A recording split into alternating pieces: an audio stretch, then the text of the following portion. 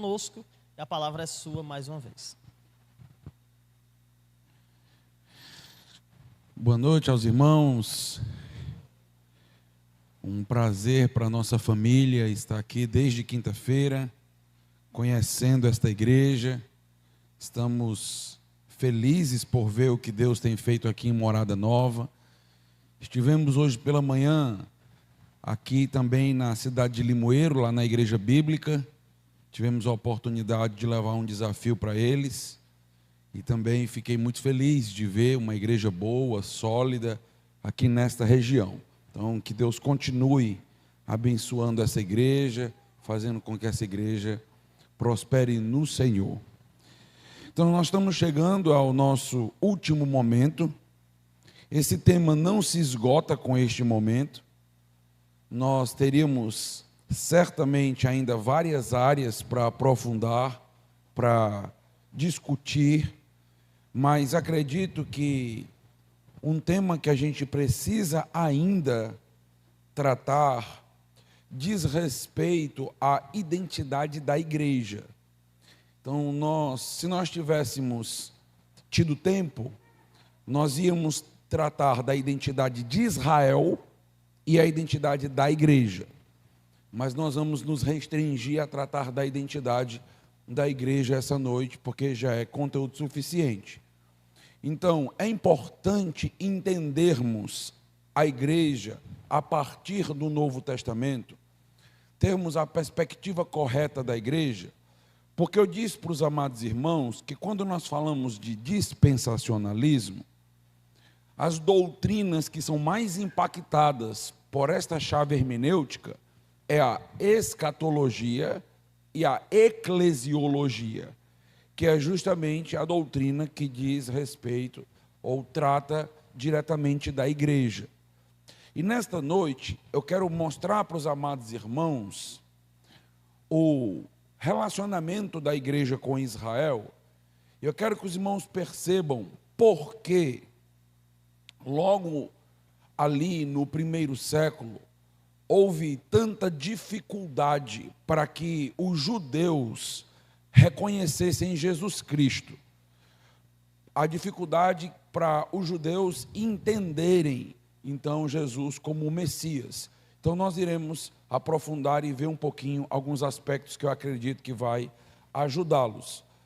No desenvolvimento que eu vou tratar, a gente vai basicamente entrar no que a gente chama de teologia paulina. Então eu vou falar sobre a teologia de Paulo e eu vou ajudar os irmãos a ler de uma maneira mais precisa alguns textos.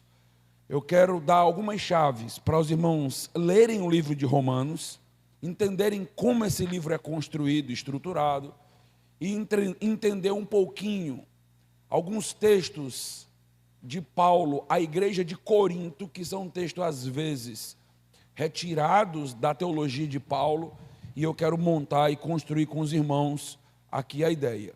Então, o que nós vamos fazer? Quando nós falamos da igreja de Cristo, existe um conceito que está vinculado à identidade da igreja, que é o conceito do mistério.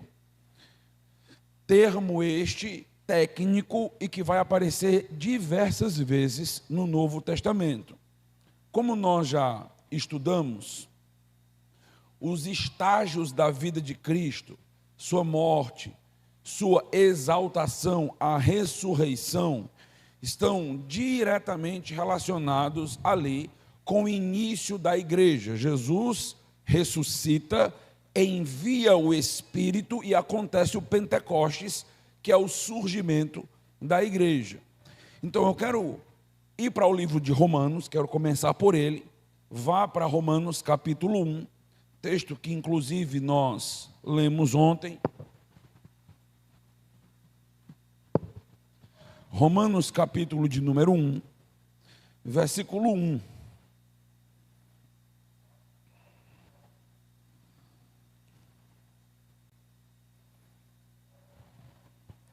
Romanos capítulo 1, versículo 1.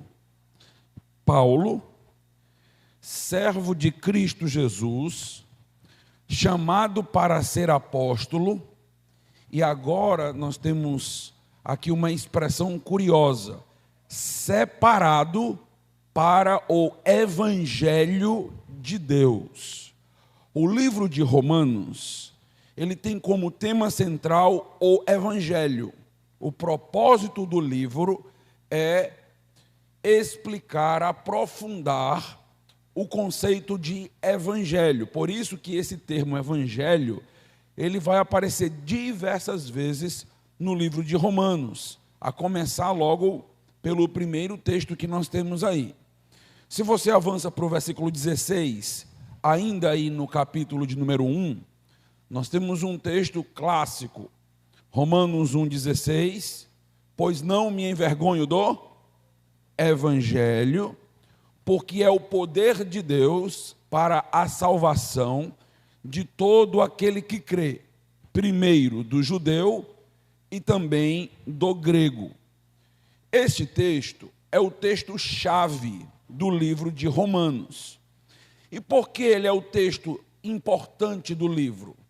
Porque ele traz, meus irmãos, o conteúdo capaz de salvar tanto gentios, tanto gregos, como judeus. Então, o evangelho pregado por Paulo é um evangelho capaz de unir aquilo que anteriormente nem se pensava na possibilidade. O judeu não aceitava a conversão do gentio, não aceitava os samaritanos, não aceitavam os gregos. Então Jesus vem, derruba a parede de separação e agora ele vai unir em um povo judeus e gregos, e esta união acontece por conta do evangelho. É o evangelho que é capaz então de uni-los. Agora, eu quero que os irmãos entendam melhor o conceito de evangelho, porque quando nós falamos do evangelho, quando nós definimos o evangelho, se algum irmão puder trazer água, eu agradeço, tá? Quando nós definimos o evangelho, normalmente nós dizemos, são as boas novas. É assim que normalmente a gente define de maneira rápida. Mas eu quero mostrar para os irmãos que o evangelho é bem mais profundo do que isso. Eu quero que você vá agora para o último capítulo de Romanos. Perceba, o evangelho aparece no primeiro capítulo e vai aparecer no último capítulo. Nós chamamos isso de uma estrutura de inclusio. Nós chamamos de uma espécie de efeito sanduíche literário. Você tem aqui o evangelho sendo mencionado no capítulo 1, o evangelho sendo mencionado no último capítulo, e em todo o restante da carta você tem o desdobramento deste evangelho. Então, quando nós chegamos no capítulo 16, muito obrigado. Irmão ganhou um bocado de galardão agora, viu?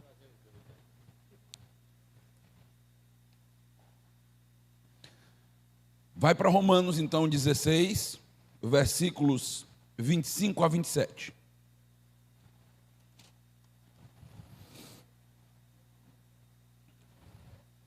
Um texto que normalmente nós não damos tanta atenção. Por quê? Porque esse texto já está no que a gente chama de doxologia final. Então, são as últimas palavras do apóstolo Paulo. Mas a carta de Romanos é diferente. A carta de Romanos ela é muito rica na saudação e riquíssima na sua doxologia final, na sua conclusão. Olha os versículos 25 a 27, olha o que o texto diz. Ora, ao Deus que é poderoso para confirmar vocês, segundo o meu evangelho e a pregação de Jesus Cristo, conforme a revelação do mistério guardado em silêncio desde os tempos eternos e que agora tornou-se manifesto e foi dado a conhecer por meio das escrituras proféticas, segundo o mandamento do Deus eterno, para a obediência da fé entre todas as nações. A este Deus único e sábio seja dada a glória por meio de Jesus Cristo para sempre. Amém. Então, o que nós estamos percebendo aqui? Nós estamos percebendo que quando nós falamos do Evangelho, o Evangelho, ele diz respeito à revelação do mistério. Qual é o conteúdo do Evangelho? O conteúdo do Evangelho é o mistério. Mistério este que, como Paulo nos diz, estava oculto, estava guardado em silêncio até aquele momento.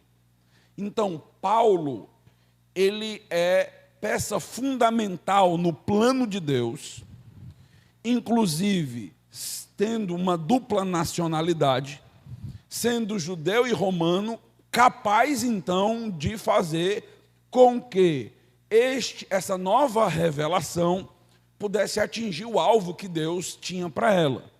Então, quando nós falamos do Evangelho no Novo Testamento, nós estamos falando, o Evangelho é a revelação do mistério. Aí a gente se pergunta, certo, pastor, eu quero saber o que é o mistério. Calma, vai devagar.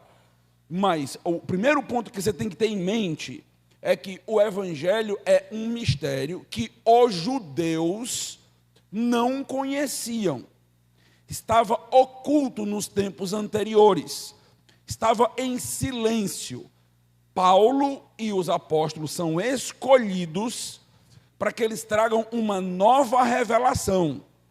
Então, quando Paulo vai aos judeus, às sinagogas, Paulo está trazendo uma nova revelação que tinha sido dado a ele naquele período, naquela dispensação.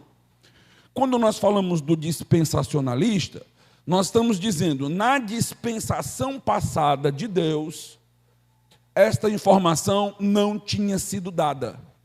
Esta informação é nova, faz parte agora do contexto da igreja, dada por Deus ao apóstolo Paulo. O termo mistério, ele não tem a ver com algo místico, mágico, alguma coisa sombria, algo incompreensível. A ideia do termo mistério diz respeito à revelação. Ele era misterioso nos tempos antigos, então as pessoas, em um contexto anterior, não conheciam. E agora esse mistério foi revelado. Então diz respeito ao plano de Deus avançando e Deus trazendo novas revelações. Então Paulo está dizendo, o que eu prego é um mistério. Quando Paulo confrontava um judeu, Paulo estava levando para o judeu uma nova informação.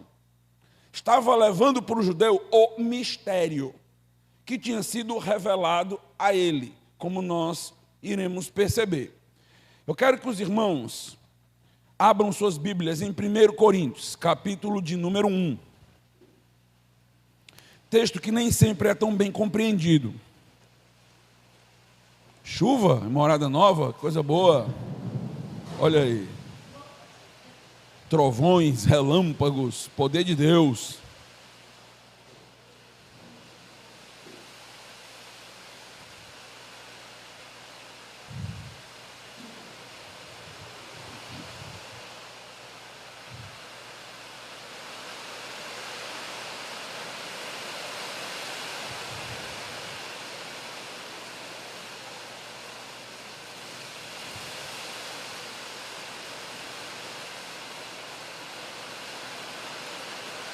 Eu não sei se vai dar para os irmãos acompanharem. Vai dar? Ok. Aí o irmão aí do som, aumenta o som aí por causa da minha garganta, tá? Então, 1 Coríntios, capítulo 1, versículo 18 em diante.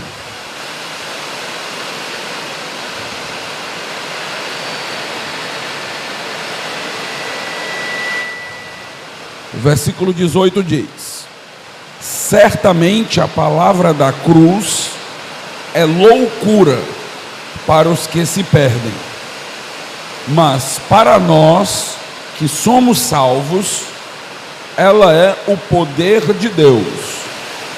Pois está escrito: destruirei a sabedoria dos sábios e aniquilarei a inteligência dos inteligentes.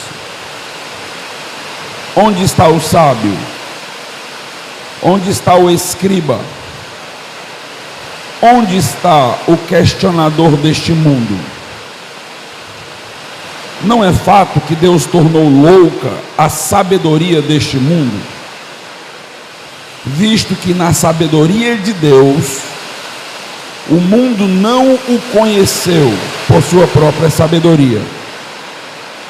Deus achou por bem salvar os que creem por meio da loucura da pregação, porque os judeus pedem sinais, os gregos buscam sabedoria, mas nós pregamos o Cristo crucificado, escândalo para os judeus, loucura para os gentios. Mas para os que foram chamados, tanto judeus como gregos, Cristo é o poder de Deus e a sabedoria de Deus. Porque a loucura de Deus é mais sábia do que a sabedoria do mundo, e a fraqueza de Deus é mais forte do que a força humana. Entenda o que Paulo está comparando aqui nesse texto.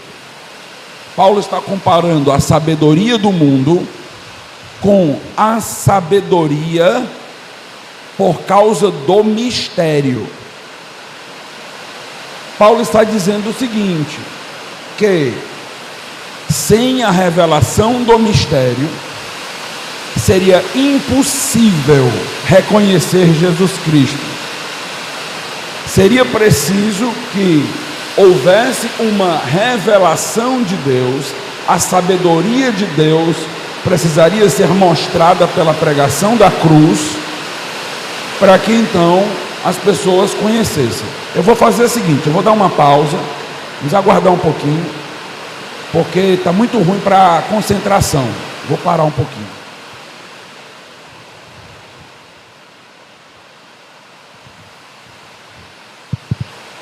A irmã Marla.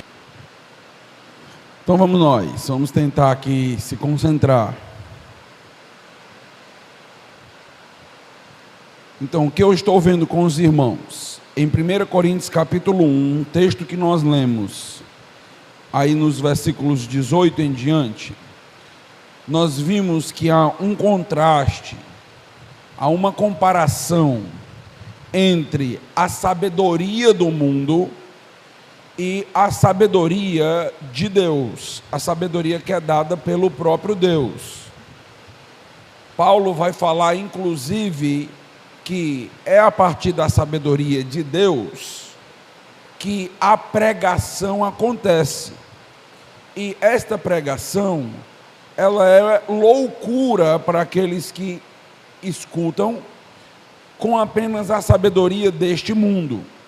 Então, o que Paulo está trabalhando aqui em 1 Coríntios é um contraste entre a sabedoria que nós temos sem que Deus se revele e a sabedoria a partir da revelação dada por Deus, a partir do mistério. Então ele está contrastando não apenas uma sabedoria qualquer do mundo, ele está dizendo o seguinte: ninguém é capaz de entender o plano de Deus se o próprio Deus não revelar. Esta é a sabedoria que ele está contrastando aqui. Então isso vai ficar cada vez mais claro no próprio texto. O contraste é com o mistério de Deus, é o que ele está querendo trazer. Ou seja, nenhuma sabedoria deste mundo é capaz de desvendar um mistério. Esse mistério, como nós vimos em Romanos, ele estava em silêncio. Ele estava oculto nos tempos passados. Ninguém vai compreender, ninguém vai entender esse mistério se não houver uma revelação, se não houver a sabedoria de Deus acontecendo. Avança comigo para o capítulo 2 de 1 Coríntios.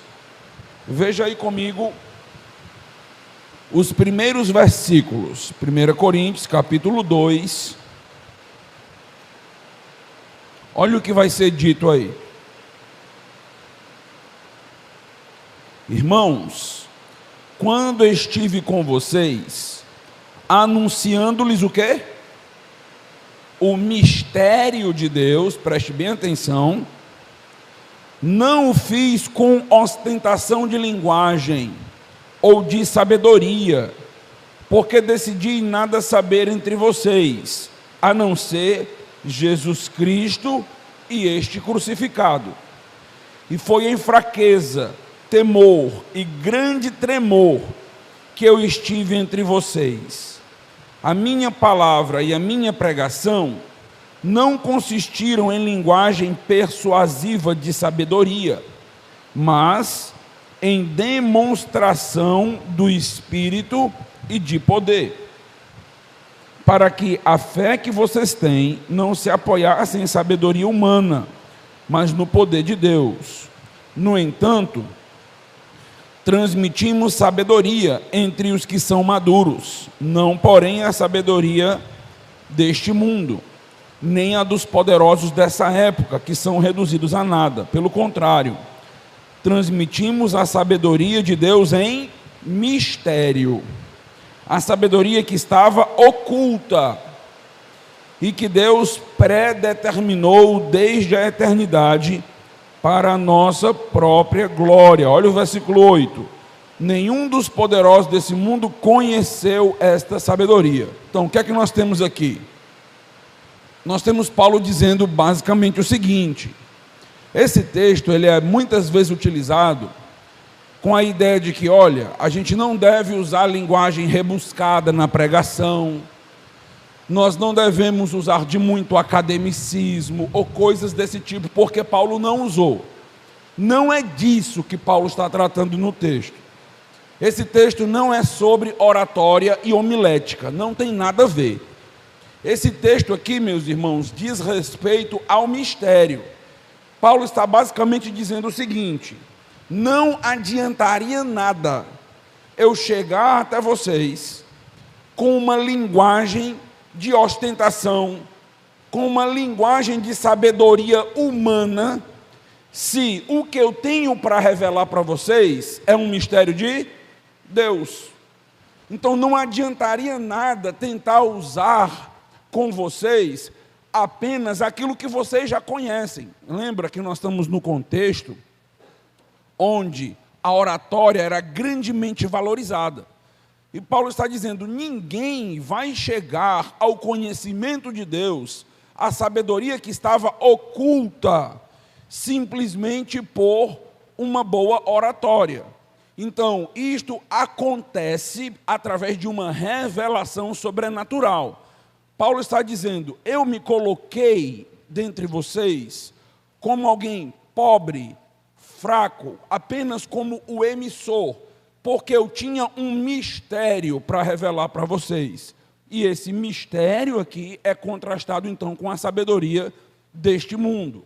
Então o que Paulo está dizendo é que tanto judeus quanto gregos até aquele momento não tinham como entender esse mistério, não tinham como entender esta revelação, porque ela aconteceu agora, aconteceu a partir dessa nova dispensação. Pastor, o que é o mistério de acordo então com o Novo Testamento? O mistério de acordo com o Novo Testamento é uma nova revelação de Deus, é um novo passo no plano de Deus que está acontecendo. Mistério então diz respeito a uma nova etapa dentro desta administração na história de Deus que está acontecendo. Então a própria igreja, como nós iremos ver, ela é um mistério, ela surge como um mistério. E Paulo tem a incumbência de explicar isso, de mostrar isso para aquelas pessoas. Então Deus dá esta revelação, como nós já vimos, de uma maneira progressiva, vai dando determinadas verdades que estão escondidas em etapas anteriores, épocas anteriores, para que então o plano dele possa prosseguir, até que o plano dele se concretize completamente. No caso então do mistério, nós temos dois aspectos que nós precisamos entender. Paulo afirma em 1 Coríntios 2, que o conteúdo do Evangelho é: porque decidi nada saber entre vós, senão a Jesus Cristo e este crucificado. Pronto. Paulo já nos dá uma pista, ele já começa a nos explicar o que é o teor do mistério. Paulo diz: quando eu cheguei até vocês para explicar para vocês o Evangelho, eu trouxe para vocês a figura de um homem. Qual? Jesus Cristo e este crucificado. Escândalo para vocês. E eu trouxe, então, Jesus Cristo como centro. Então, olha o versículo de número 8.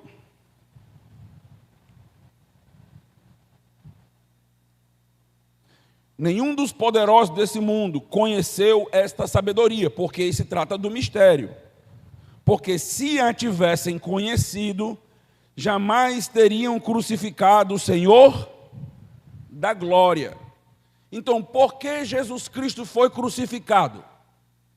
Jesus Cristo foi crucificado dentro daquele plano da soberania de Deus e da responsabilidade do homem, porque eles não conheceram o plano de Deus revelado neste mistério.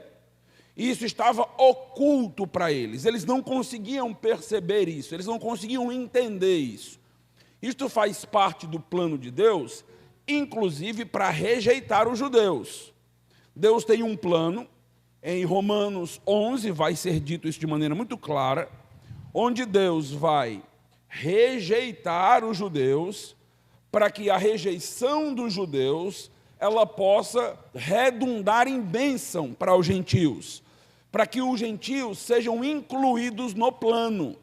Então, os judeus e os gregos, eles não conseguiriam compreender e entender esta nova etapa. Eles não entenderiam Jesus Cristo. Jesus Cristo seria, de fato, escândalo, a ponto deles olharem para Jesus, não perceberem o Messias e matarem Jesus, porque eles não entenderam o mistério.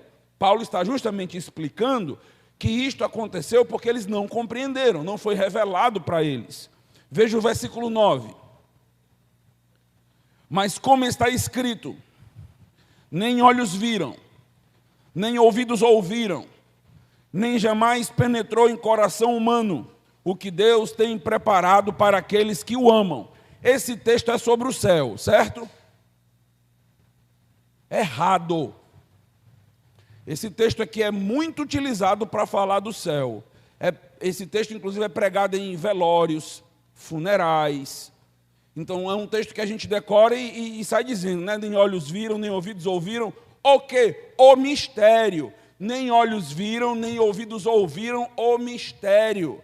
O que Deus tinha preparado, resguardado, era o quê? Jesus Cristo. A chegada dele. Jesus Cristo é o mistério.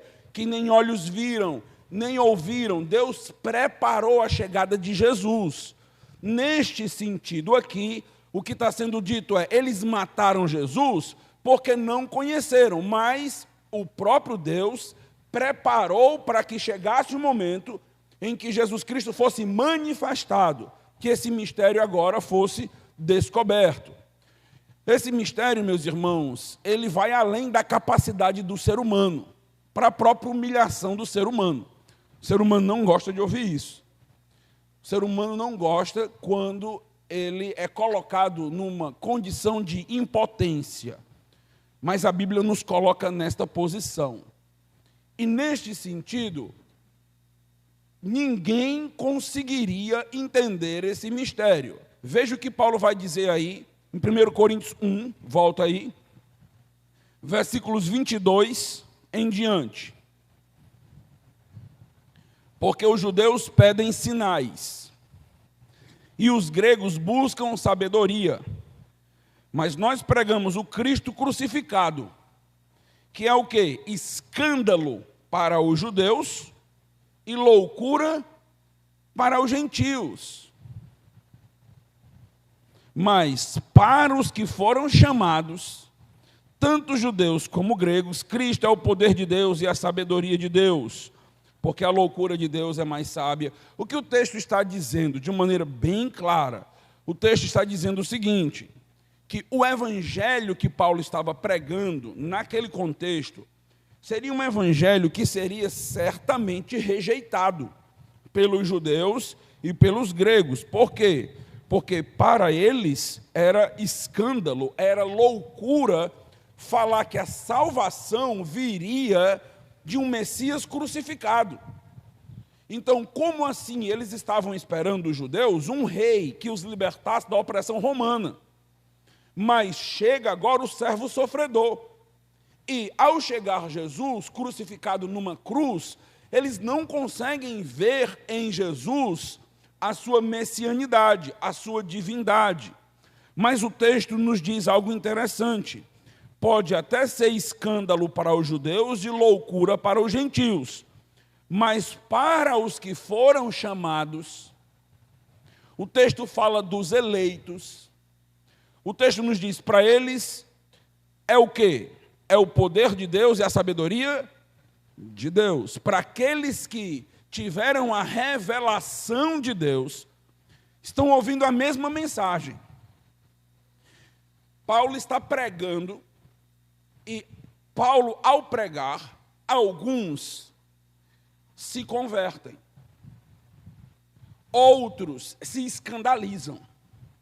Outros se levantam contra Paulo, se você conhece as viagens de Paulo, e tentam matar Paulo várias vezes. Mas alguns se dobram, alguns adoram.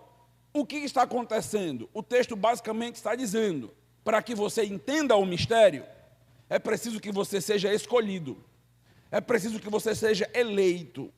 Então, o mistério é revelado para aqueles que foram escolhidos. Eles vão ouvir a mensagem do Evangelho, Jesus crucificado como o Messias Salvador, e vão se converter. É como o caso do ladrão na cruz.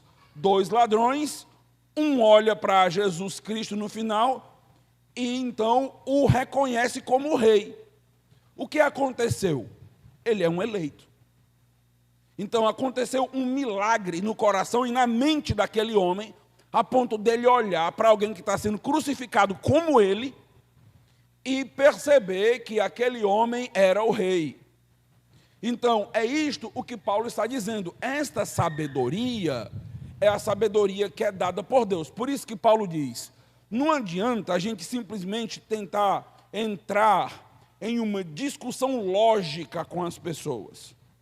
Sim, a gente vai dar a razão da nossa fé, nós vamos dar as bases racionais do porquê nós cremos, tudo bem, mas as pessoas não serão convertidas pela sabedoria deste mundo. As pessoas serão convertidas se os olhos delas forem abertos, se elas passarem a enxergar aquilo que antes não conseguiam. E Paulo diz, esse é o meu ministério, pregar esse Jesus Cristo, que é escândalo, que é loucura, mas que para os escolhidos é o poder de Deus. Se transformou em algo diferente. O Messias em si, ele não era um mistério. Mas o que seria o mistério? O mistério era um Messias crucificado. Este é o mistério. Os judeus aguardavam o Messias, mas ele não aguardava o Messias escândalo, crucificado numa cruz, vendo o seu rei como alguém fragilizado diante do poder de Roma. Então, o servo sofredor era um escândalo completo para os judeus e para os gentios. E o apóstolo Paulo está tentando explicar este evangelho.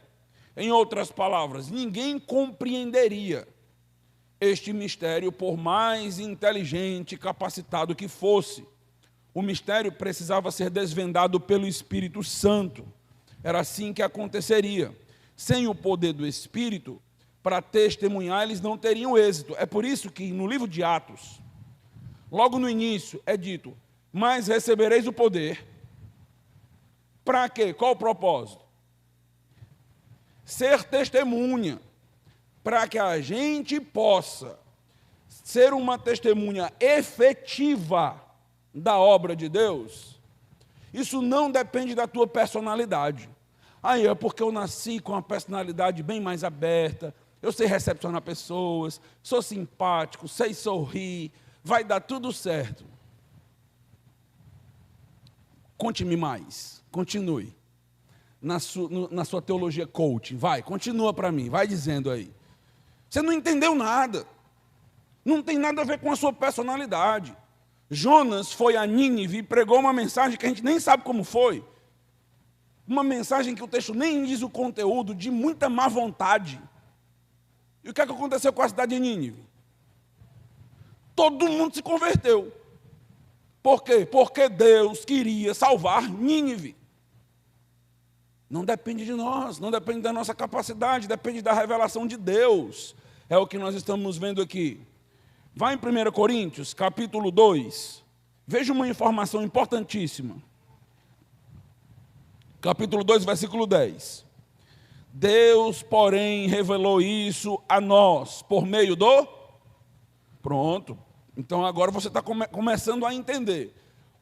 Foi dado um mistério, e eu estou entendendo que a compreensão desse mistério, ela só é possível porque Deus revelou isso através do Espírito. Continue. Porque o Espírito sonda todas as coisas, até mesmo as profundezas de Deus. Pois quem conhece as coisas do ser humano, a não ser o próprio espírito humano? Quem nele está? Assim ninguém conhece as coisas de Deus, a não ser o Espírito de Deus. E nós não temos recebido o Espírito do mundo, e sim o Espírito que vem de Deus, para que conheçamos o que por Deus nos foi dado gratuitamente. Disto também falamos, não em palavras ensinadas pela sabedoria humana, mas ensinadas pelo Espírito, conferindo coisas espirituais com espirituais. Ora, a pessoa natural não aceita as coisas do Espírito de Deus, porque eles são loucura. Só abrir um parêntese aqui, rapidamente. Incrível como igrejas buscam agradar descrentes, mudando culto, mudando estilo, mudando programação. Sabe quando é que uma igreja de Cristo vai agradar descrente? Nunca. A não ser que você acabe com a pregação do Evangelho. A não ser que seja só entretenimento. Vamos passear, vamos fazer retiros, vamos nos juntar para tomar café, vamos ter um clube social. Pronto. Se nós continuarmos pregando o Evangelho bíblico na igreja, não tem como agradar descrente. A igreja não pode ser refém disso. Ah, porque eu convidei alguém para a igreja, aí o pastor teve uma mensagem, nunca mais o meu parente veio. Amém. O ruim é se ele estivesse continuando vindo e gostando de uma mensagem. Ele continua vindo ali, ouvindo. Provavelmente a mensagem que ele está ouvindo não é confrontadora. Provavelmente. Porque quando a mensagem confronta, penetra, dói. E as pessoas começam a dizer, rapaz, eu não vou mais voltar para essa igreja, não. E se ela continuar voltando, é porque a providência de Deus está lá. E mesmo sendo ferida, ela quer mais, provavelmente é um eleito do Senhor. Provavelmente. Se não, não volta, não quer. Então, podemos parar com essa ideia de tentar agradar as pessoas de qualquer forma, de qualquer maneira. Então, é pregar o Evangelho do jeito que ele é. E as pessoas que vão chegar aqui vão achar loucura. Esses crentes é tudo doido. Amém. E nós dizemos amém.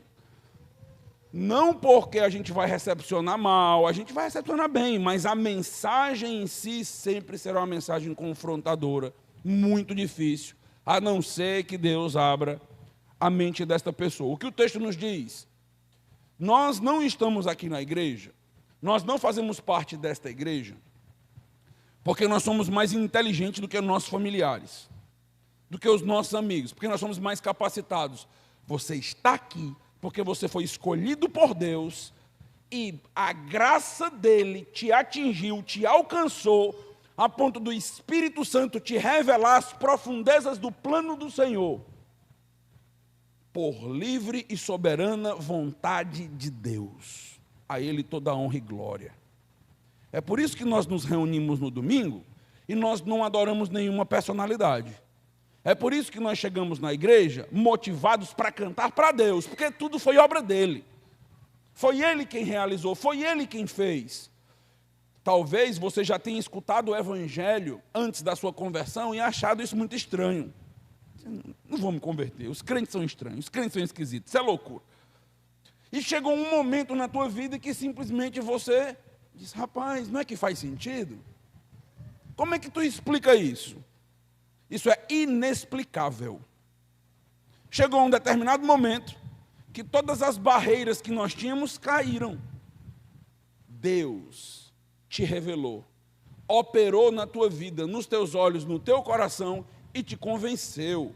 Então, nós nos reunimos no culto no domingo para adorá-lo, para exaltá-lo. Por isso que o culto é cristocêntrico mesmo, por isso que tudo é voltado para o nosso Deus, para o nosso Senhor, porque a obra da salvação é exclusiva dele. Foi ele quem realizou. Nós não somos capacitados, porque se foi a nossa capacidade, então nós podemos nos orgulhar e dizer que somos mais inteligentes e melhores do que outros. E aí Deus estaria criando um exército de pessoas pedantes, orgulhosas. O crente é salvo, mas não é orgulhoso, porque ele é colocado no devido lugar. Ele entende que foi o Espírito Santo que revelou no ministério da iluminação.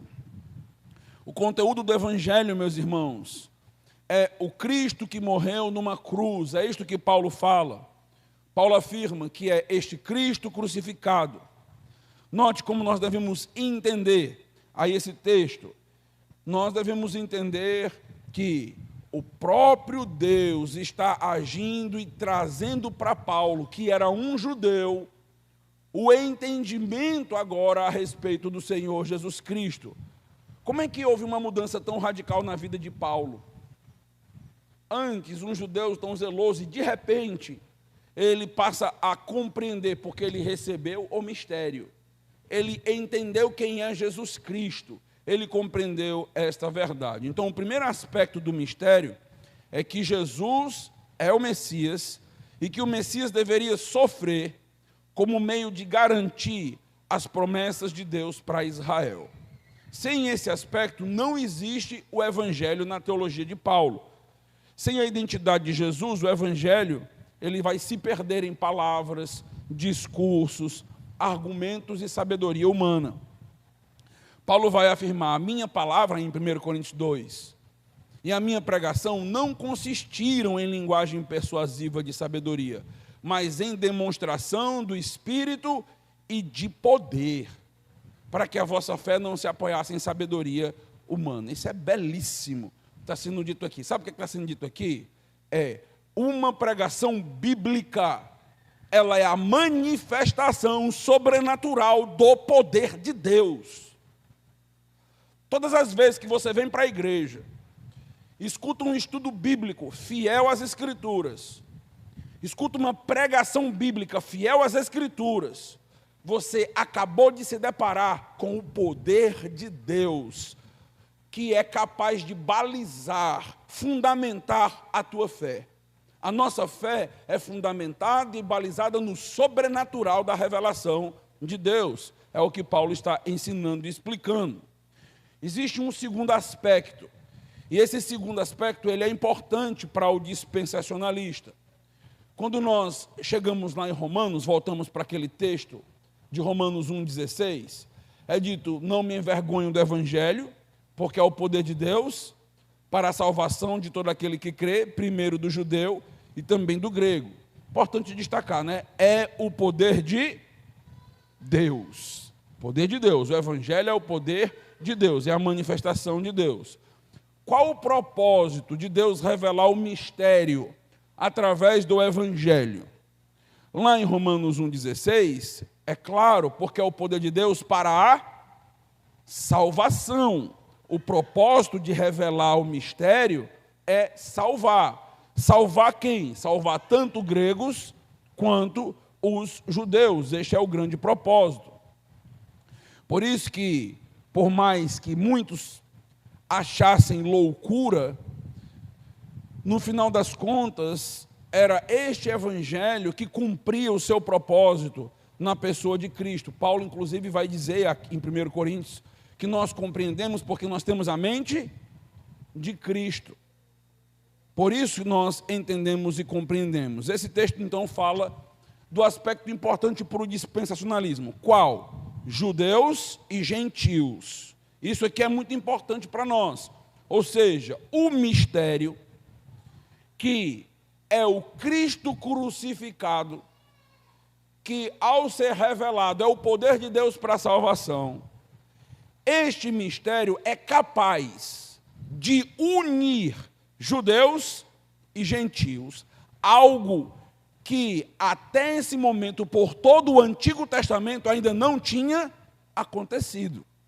Algo muito grande, algo muito poderoso.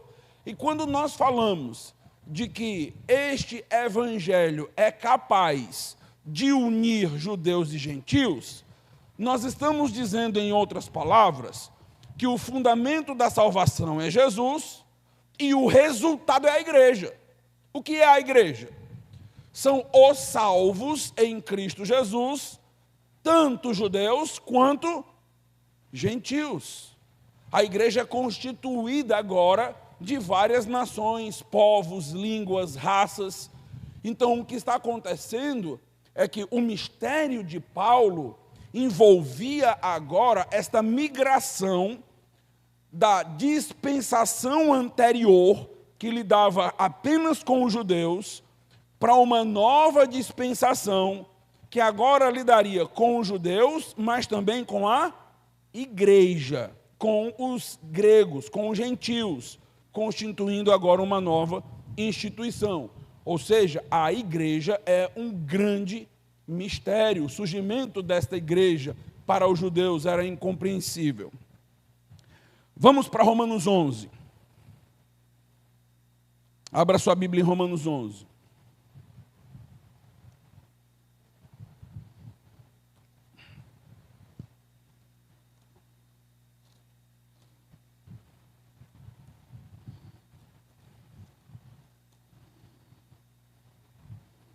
Romanos, capítulo de número 11.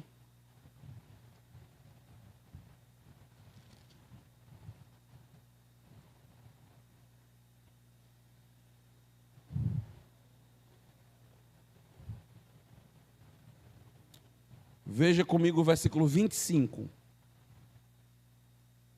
Porque não quero, irmãos, que vocês ignorem este, o quê? Mistério. Que mistério? Para que não fiquem pensando que são sábios. Veio um endurecimento em parte em Israel, até que venha a entrada da plenitude dos gentios. E assim todo Israel será salvo, como está escrito. Continue. O libertador virá de Sião e afastará de Jacó as impiedades. Olha a promessa do reino para os judeus. Então ele está basicamente nos dizendo que houve um endurecimento em parte a Israel. Esse em parte é importante. O texto não está dizendo que todo o povo de Israel foi endurecido. Ele está dizendo um grupo de Israel foi endurecido por determinado momento. E o versículo 26 diz, assim, todo Israel um dia será salvo. Todo Israel, em algum momento na história futura, será salvo. Quando Jesus Cristo voltar, então, depois dos 7 anos de tribulação, todo Israel salvo todo Israel vivo daquela época será salvo. E aí você vai ter o reino. O libertador virá de Sião e afastará de Jacó as impiedades. Esta é a minha aliança com eles, quando eu tirar os seus pecados. A nova aliança para os judeus acontecendo. Versículo 28. Quanto ao evangelho, eles são inimigos por causa de vocês. Mas quanto à eleição, amados por causa dos patriarcas. Deus tem uma eleição para Israel? Tem. É o povo eleito de Deus. Deus os elegeu. E é interessantíssimo isso, porque o dispensacionalista, ele harmoniza de maneira plena com o calvinismo de 5 pontos. Harmoniza de uma maneira plena com a eleição. A ideia basicamente é a seguinte: se Deus elegeu Israel, disse que teria um plano, onde o próprio Messias viria, reinaria sobre eles, sentaria no trono de Davi, e Deus não cumprir isso, nós, que somos os eleitos de Deus como igreja, podemos confiar nas promessas de Deus? Não. Então as promessas para Israel precisam ser cumpridas, para que a gente possa confiar na fidedignidade de Deus. Então, assim como nós somos eleitos de Deus, Deus tem um plano para a nação de Israel, elegeu essa nação. Veja aí o versículo 29. Porque os dons e a vocação de Deus são irrevogáveis. Aquilo que Deus planejou para Israel vai se cumprir, é irrevogável. Porque assim como no passado vocês foram desobedientes a Deus, mas agora alcançaram misericórdia à vista da desobediência deles, assim também estes agora foram desobedientes, para que também eles alcancem misericórdia à vista do que foi concedido a vocês. O que esse texto nos ensina? O texto nos ensina o seguinte: existe a plenitude dos gentios. A ideia básica é: Deus hoje está trabalhando de uma maneira prioritária, não mais com os judeus, porque os judeus foram rejeitados em parte. Ele não está mais trabalhando com os judeus como ele trabalhava no Antigo Testamento. No Antigo Testamento, a nação de Israel era o canal de bênção, era o canal de evangelismo para os gentios. Deus não está mais trabalhando com Israel assim. Deus agora está trabalhando com os gentios assim. A grande comissão foi dada para nós. Então agora é a igreja que tem que ir pregar o evangelho. Então, neste sentido, vai chegar o momento em que o plano de Deus para os gentios vai se concretizar. A plenitude dos gentios chegará. Que nós entendemos que se trata do trato de Deus com a igreja. Então, quando o trato de Deus com a igreja acontecer, a igreja será arrebatada, e o que vai acontecer a partir daquele momento? Agora, 7 anos de tribulação e Deus volta a trabalhar com os judeus. Lembra que você vai ter ali, na descrição de Apocalipse capítulo 7, os 144 mil, 12 mil de cada tribo. Deus voltou a trabalhar com a nação de Israel, dentro do período da tribulação. E quando ele voltar depois dos 7 anos, todo Israel será salvo. E agora, as promessas que foram dadas para Israel no Antigo Testamento, promessa de terra, promessa do trono de Davi, aqui na terra, tudo vai se cumprir agora dentro de um contexto milenar, tabernáculo. Então, todas aquelas promessas irão se cumprir. O povo de Israel pode esperar. Meus irmãos, a ideia básica era a seguinte: se os israelitas, os judeus, foram desprezados e rejeitados, então, se coloque como um judeu, como você se sentiria? Deus com um plano, trabalhando com você como descendente de Abraão, por milhares de anos, chega em determinado momento, simplesmente você é rejeitado, entra agora os gentios, como você se sentiria? O texto de Paulo visa dizer para os judeus: tudo aquilo que Deus prometeu para vocês irá se cumprir. o plano dele não passa. O plano dele é irrevogável. Vai para Romanos capítulo 4.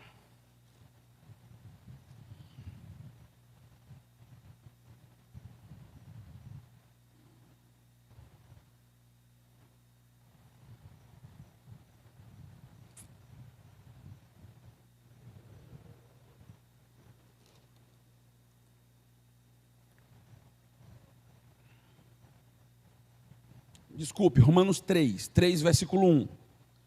Romanos capítulo 3, versículo 1. Qual é a vantagem do judeu? Ou qual a utilidade da circuncisão? Veja que há uma discussão no livro de Romanos o tempo inteiro sobre o valor dos gentios e o valor dos judeus. Porque um queria se sobrepor ao outro. Tanto que quando você chega em Romanos capítulo 14, ele vai falar dos mais fracos e dos mais fortes. Que os mais fortes devem, então, ter cuidado com os mais fracos. Ele está falando ali dos judeus e dos gentios. Então, qual a utilidade da circuncisão? Versículo 2. Muita, sob todos os aspectos, principalmente porque aos judeus foram confiados os oráculos de Deus. E então, se alguns não creram, está falando dos judeus, será que a incredulidade deles anulará a fidelidade de Deus? Que pergunta legal, não é? Essa pergunta é espetacular. Porque o que está em jogo aqui é o seguinte: eles não são incrédulos? Se eles são incrédulos, como é que Deus vai tê-los como seu povo? Então a incredulidade deles parece estar anulando o plano de Deus de ter este povo como o povo da circuncisão, o povo que recebeu os oráculos. Então, nesse sentido, parece que o plano de Deus não vai se cumprir por conta da incredulidade dos judeus. Ou seja, o homem seria capaz de barrar o plano de Deus. O meu livre-arbítrio barraria o plano de Deus. Aí veja o que diz no versículo 4. De modo nenhum. Seja Deus verdadeiro e todo ser humano mentiroso, como está escrito, e o texto continua. O que nós temos aqui? O plano de Deus irá se concretizar em Israel? Sim.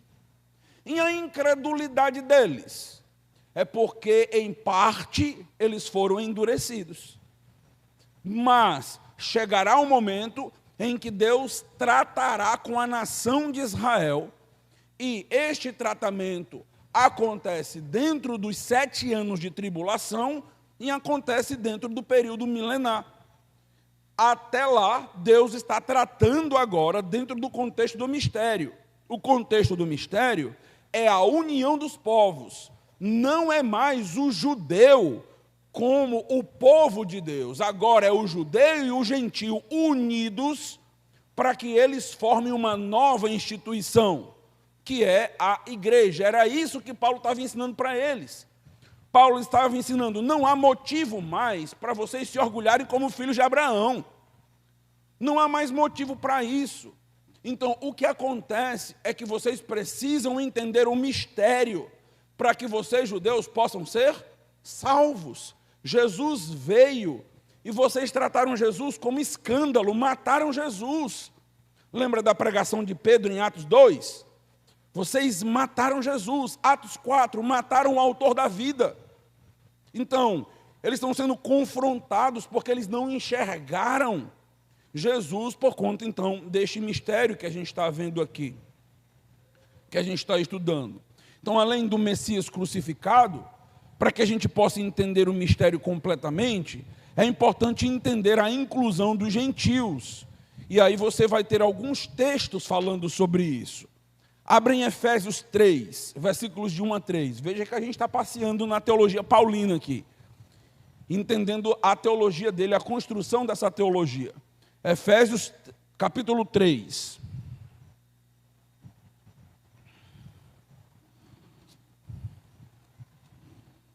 Veja esses versículos de 1 a 3.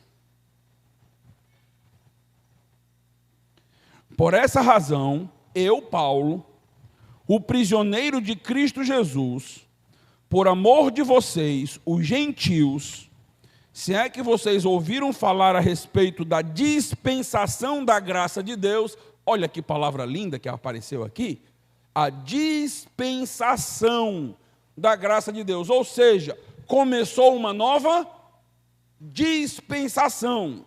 Essa nova dispensação começa a partir da revelação do mistério. E a revelação do mistério diz respeito à união de judeus e gentios. Por isso que nós dizemos, os dispensacionalistas acreditam na dispensação da igreja. Porque Paulo diz que agora se inicia uma nova dispensação. Continue. Ele diz, essa dispensação da graça de Deus, a mim confiada, a favor de vocês. Pois, segundo uma revelação, me foi confiada a conhecer o quê? O mistério, conforme escrevi há pouco, resumidamente. O que Paulo está dizendo? Começa uma nova dispensação. Como eu sei disso? Eu sei disso porque me foi revelado um mistério. Então, Paulo está trazendo para nós um novo momento, um novo período, a partir agora dessa revelação. Avança para o versículo 7, capítulo 3, versículo 7. Do qual fui constituído ministro, Paulo dizendo, conforme o dom da graça de Deus a mim concedida, segundo a força operante do seu poder. A mim, o menor de todos os santos, foi dada essa graça de pregar aos gentios o evangelho das insondáveis riquezas de Cristo e manifestar a todos qual é a dispensação do mistério. Olha que legal. Que durante tempos passados esteve o quê? Oculto em Deus. Essa dispensação da pregação de Paulo aos gentios e de incluir os gentios não foi aceita pelos judeus porque estava oculto. Este plano foi revelado a Paulo. Isso fazia parte do apostolado dos gentios, do próprio Paulo. E ele tinha, então, essa incumbência, essa missão. Veja o versículo 10. Capítulo 3, versículo 10. E isso para que agora, preste atenção, leia com calma aí. E isto para que agora, pela igreja, a multiforme sabedoria de Deus se torne conhecida dos principados e potestades nas regiões celestiais. Marca esse versículo com 3 canetas coloridas, diferentes. Pode marcar. O que a igreja faz é uma manifestação para os demônios. É o grande triunfo de Cristo para os principados e as potestades deste mundo, meus irmãos. A existência da igreja evidencia a derrota de Satanás. A igreja é valiosíssima, importantíssima dentro dessa dispensação. O próprio Senhor Jesus Cristo, ao assumir o reino, inicia a igreja, enviando o Espírito Santo, para que esta igreja, nesta nova dispensação do mistério, possa revelar a todos quem é Jesus Cristo, e ao fazer e cumprir a sua missão, ela acaba também mostrando essa multiforme graça e é uma vitrine, se torna conhecida dos principados e potestades nas regiões celestiais. Versículo 11. Segundo o eterno propósito de Deus. A igreja é propósito de quem? De Deus. Segundo o eterno propósito de Deus. Continue. Segundo o eterno propósito de Deus, que estabeleceu em Cristo nosso Senhor, em Cristo temos ousadia e acesso a Deus com confiança, mediante a fé nele. Então, o que nós temos, meus amados irmãos, nós temos a grande evidência do surgimento da igreja a partir desse evangelho pregado por Paulo, ensinado por Paulo, como o grande mistério que eles não compreendiam, que eles não entendiam. Através da revelação da primeira parte do mistério, nós temos a identidade de Jesus Cristo. Nós temos o servo sofredor. E temos a formação da igreja, que é constituída de judeus e de gentios, e que, dentre os demais propósitos, visa tornar a sabedoria de Deus conhecida não apenas aos homens, como nós vimos, a multiforme sabedoria de Deus conhecida por toda a terra. Abrem Colossenses, Colossenses capítulo 1.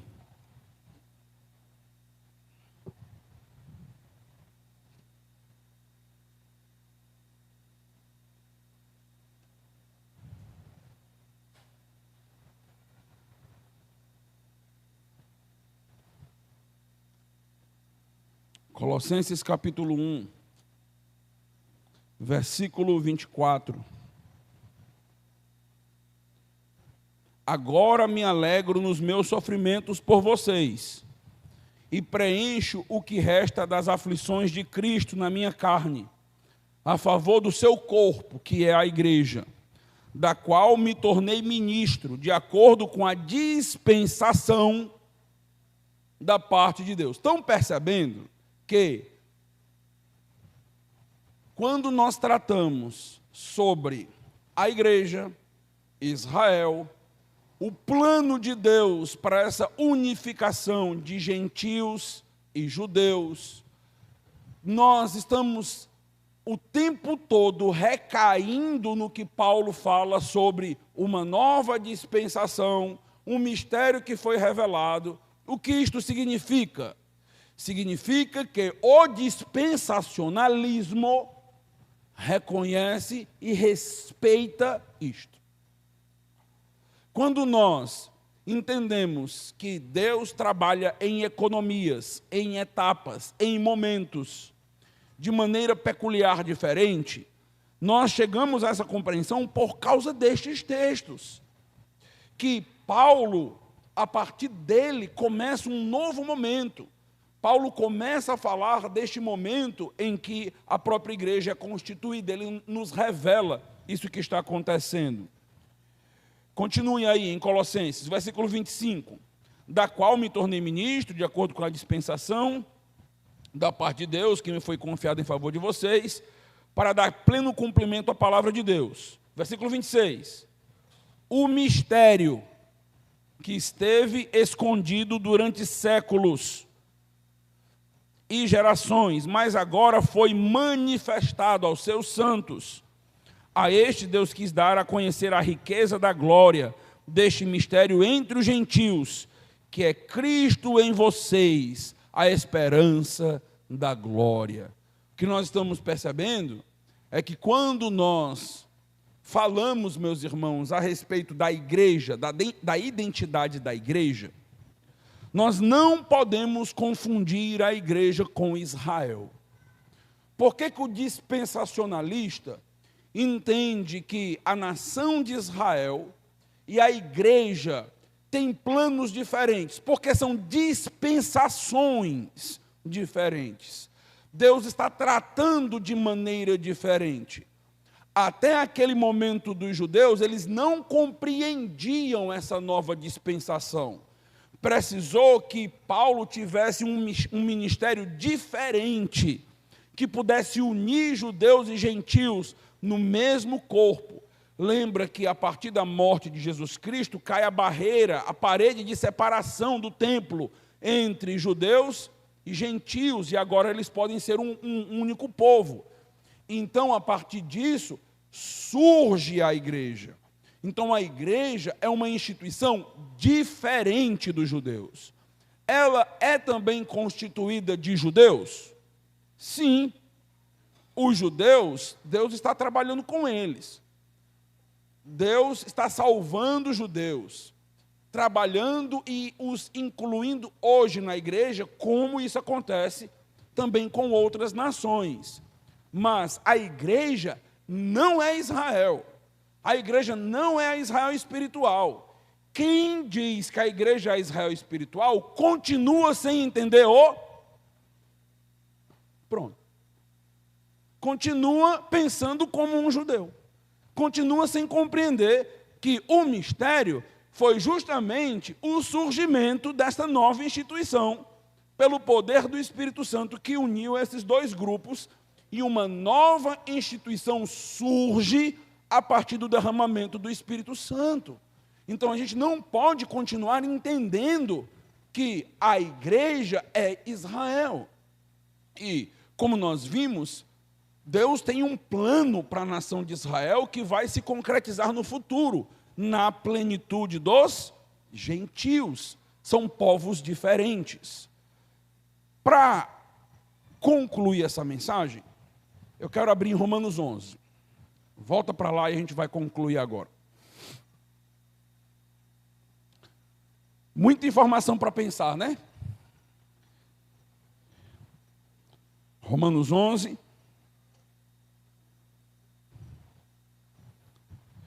Deixe-me tentar explicar algo aqui importante. Versículo 1.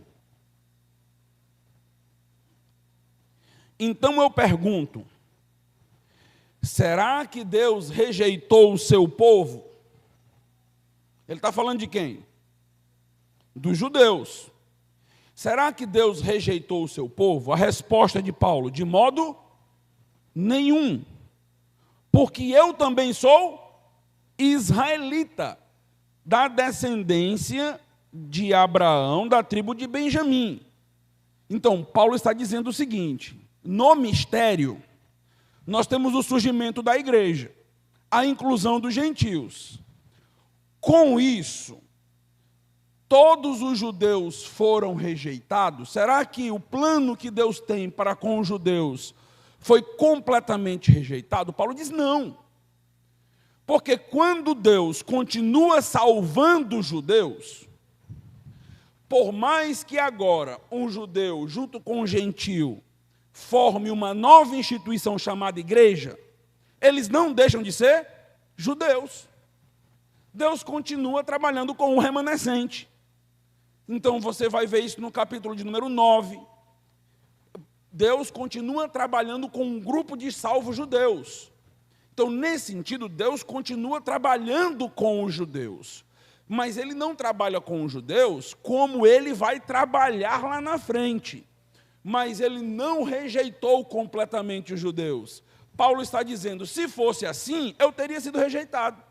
Eu sou israelita. Continue, veja aí, versículo 2. Deus não rejeitou o seu povo, a quem de antemão conheceu. Essa expressão de antemão conheceu é presciência, é eleição. Continue. Ou vocês não sabem que a Escritura diz a respeito de Elias, como pediu com insistência diante de Deus contra Israel, dizendo, Senhor, mataram os teus profetas, derrubaram os teus altares, sou o único que sobrou, e procuraram tirar minha vida. Mas qual foi a resposta divina? Foi esta: reservei para mim 7.000 homens que não dobraram os joelhos diante de Baal. Assim também, nos dias de hoje, sobrevive o quê? Um remanescente, segundo o quê? A eleição da graça. E se é pela graça, já não é pelas obras. Do contrário, a graça já não é graça. Que versículo, né? Esse texto é riquíssimo, belíssimo. O que o texto está dizendo é o seguinte: Deus trabalhou com Israel no Antigo Testamento. Deus rejeitou em parte este grupo. Deus já não trabalha como trabalhou no Antigo Testamento com eles, como a nação que tem a proeminência para levar o Evangelho. Surge uma nova instituição chamada igreja, que é a união de judeus e de gentios, mas todas as vezes que Deus salva um judeu, Ele está trabalhando com Israel. É o remanescente de Deus nos nossos dias. Ou seja, a nação de Israel não foi desprezada nos nossos dias, como eu tenho escutado algumas pessoas dizerem. A nação de Israel é uma nação qualquer, nunca foi e nunca será. Nós não vamos divinizar Israel.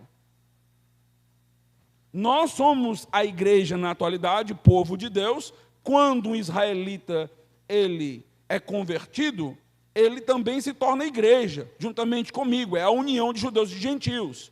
Mas, no judeu, nós temos duas camadas. Além dele ser igreja, ele também é o remanescente de Israel. Deus continua trabalhando com o remanescente de Israel.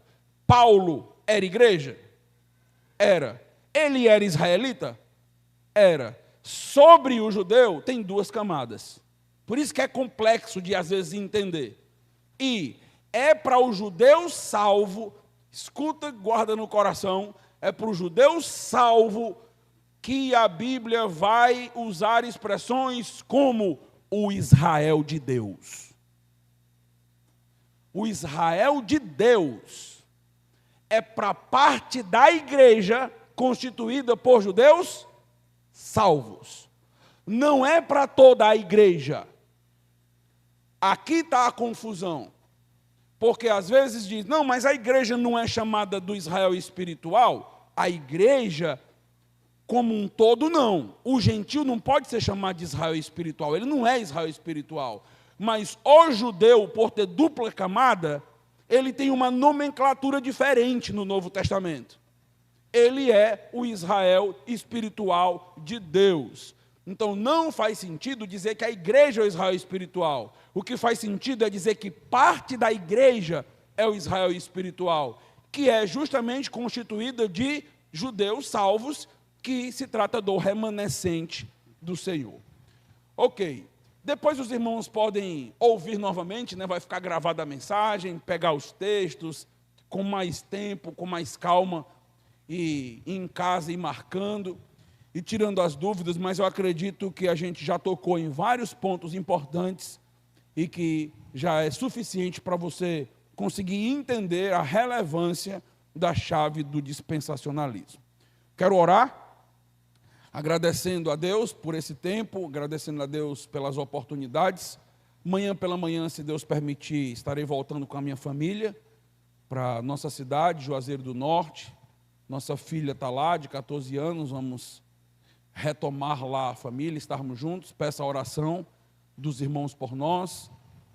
Todas as igrejas que eu passo, eu normalmente agendo momentos de oração por essas igrejas. Estarei orando por vocês, orando para que Deus continue os fortalecendo, os abençoando.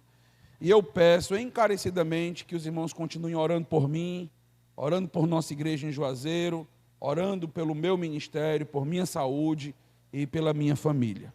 Vamos juntos orar. Deus amado, Deus Todo-Poderoso, eu só posso te agradecer pelo privilégio de assumir um púlpito. Eu não sou digno de estar aqui à frente do teu povo, trazendo, ó Deus, informações tão ricas e relevantes. Que o Senhor receba toda a glória essa noite. Que o Senhor cresça enquanto o pregador diminui. Ó Deus, obrigado por esta igreja aqui em Morada Nova. Um resort no meio, ó Deus, de tantas igrejas perdidas e com evangelhos falsificados. Peço que o Senhor continue fortalecendo o pastor Mateus, o abençoando, dando a ele cada dia mais temor e tremor, piedade para liderar a tua igreja. Que cada membro dessa igreja se coloque como um auxiliar, alguém disposto a contribuir, ajudar, somar. E que o Senhor traga os teus eleitos para este lugar. Que nós possamos, ó Deus, ter notícias do crescimento dessa igreja, até o teu retorno, até a tua volta. Os abençoa com prosperidade, que eles consigam, ó Deus, terminar o seu templo, no teu tempo, da tua maneira, e que nós possamos, ó Deus, nos alegrar, porque o teu evangelho está sendo pregado aqui, com sinceridade e da maneira que precisa ser. Obrigado, Senhor, pela viagem que fizemos até aqui, por irmãos tão especiais que conhecemos, que nós fiquemos no coração deles, como eles vão ficar nos nossos. Em nome de Jesus, amém. Deus abençoe. O Pix, que se você quiser fazer uma doação, uma oferta especial para esse evento, para pagar os custos desse evento, você pode fazer também, tá? Então, incentiva os irmãos, abençoe o evento. Boa noite.